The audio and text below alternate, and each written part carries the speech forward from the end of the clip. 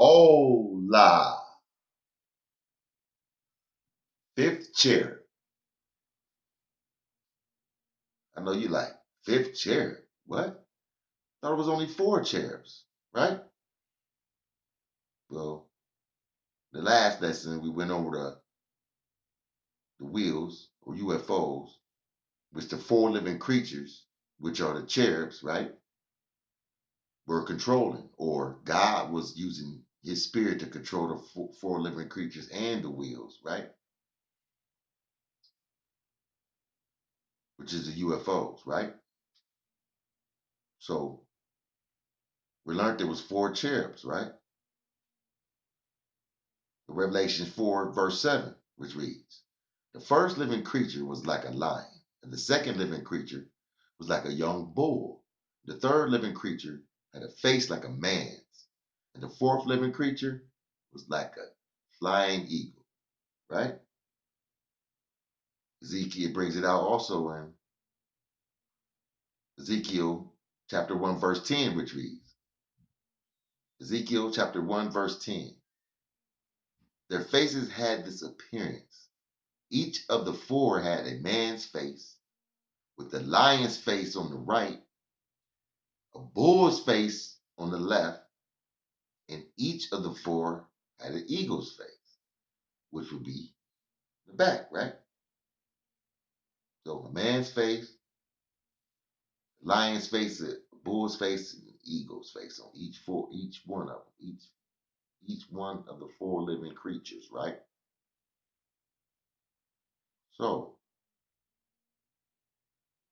where did this fifth cherub come in at, or this fifth living creature, right? Well, we know that, like it said, the four living creatures. When we went over that lesson, we learned that it represented God's qualities, right? As far as the lion, right?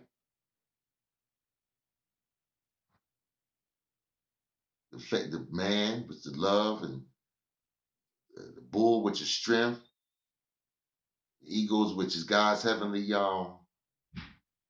wisdom, right? The lion is slipped my mind, but we can always go back to the four living creatures video. But it represents God's attributes, right? So in his living creatures, right? So we realize that we got the man, right, which is human race, right? We got the lion, which is like the cat family, or you know, right, things of that nature, cats and like tigers and all that, right? You got the bull and the cows and all that class, right? The deer and all that, right? And then you got the eagle, which is the birds, right? That's representing all the birds that God created, right?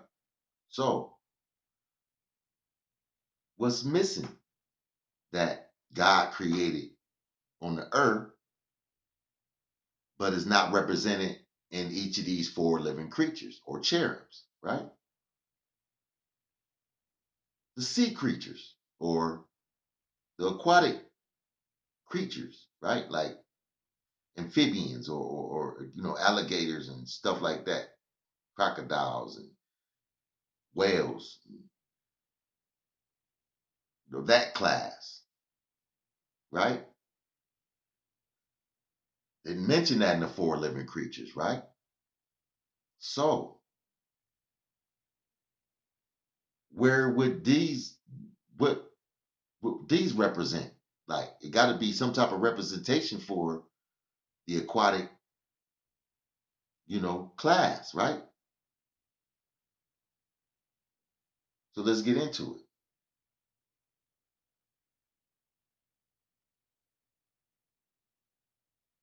Ezekiel chapter 28, verses 13 through 15 read, You were in Eden. You were in Eden, the garden of God. You were adorned with every precious stone, ruby, topaz, and jasper, chrysolite, onyx, and jade, sapphire, turquoise, and emerald. And their settings and mountings were made of gold. They were prepared on the day you were created. Continuing in verse 14, I assigned you as the anointed covering cherub.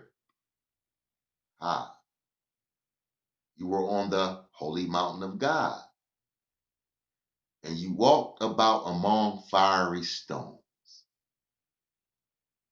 Continuing in verse 15, you were faultless in your ways from the day you were created. So, who you think he's talking about in these verses? Like I said, kind of a giveaway where it's saying in verse 14, I assigned you as the anointed covering cherub, right? Because it says, remember, it's four living creatures or four cherubs in heaven, right? Surrounding the throne, right? So it'd be like 1, 2, 3, 4, right? What about the anointed covering cherub? It's stated in verse 14. The covering, you got four around, you got the covering cherub. It's over the head of God or whatever, right? Clothing him, right? And so, who we think that cherub was?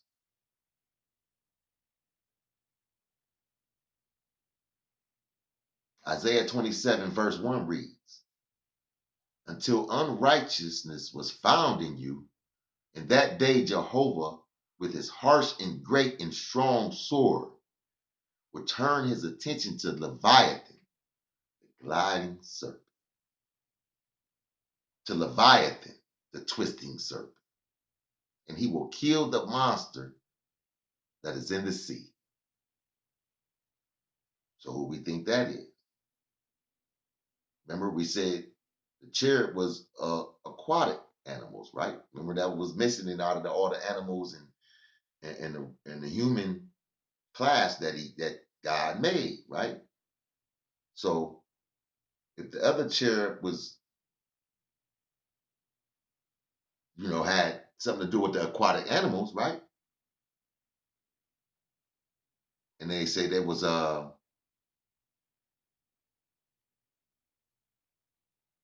right until unrighteousness was found in him. That means that he's talking about Satan, right?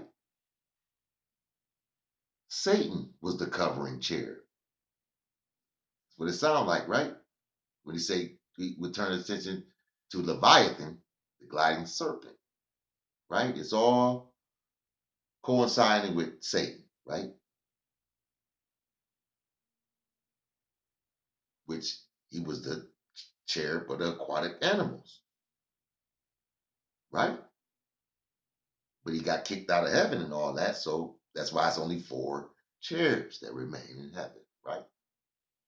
Make sense? Isaiah 14, verse 13 reads, you said in your heart, I will ascend to the heavens. Above the stars of God, I will lift up my throne, and I will sit down on the mountain of meeting, the remotest part of the north. So, who that sound like? Satan himself, right?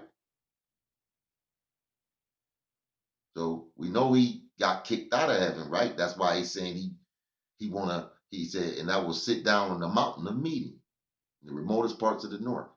Above the stars of God, I will lift up my throne. That's Satan, right? He got kicked out of heaven, right? He was the covering cherub. That's why it's not the fifth cherub in heaven anymore, right? That's why I only say four cherubs in heaven, right? And it had, I mean, if you think about it, it had to be another cherub to represent God's creations, right? The rest of the creations that was created that wasn't involved in the other four cherubs, right? So let's look. What does Leviathan mean? Let's look it up. Leviathan, an animal usually associated with water, apparently some form of aquatic creature. At Joel 3:8 and 41:1, it seems to refer to the crocodile or some other aquatic creature of great proportions and strength. Like it reads in Joel 3:8.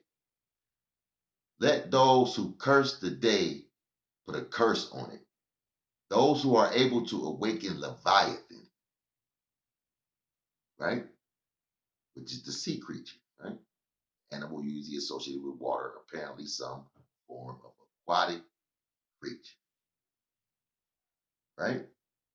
Job 41, verse 1 reads, and you catch Leviathan with a fish hook or hold down its tongue with a rope, right? It's that sea creature, that aquatic sea creature with power and strength. It sounds like something Satan is controlling the sea, the sea monster, right?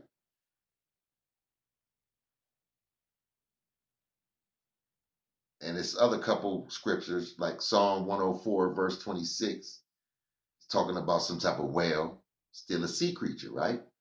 Elsewhere is used figuratively, like not just one animal. It don't really just say.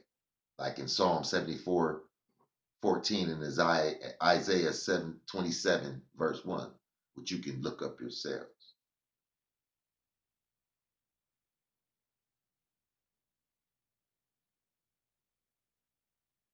Give you a little homework, right?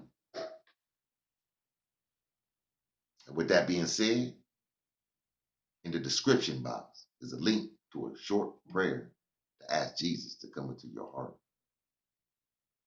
and an online Bible study to make the truth your own.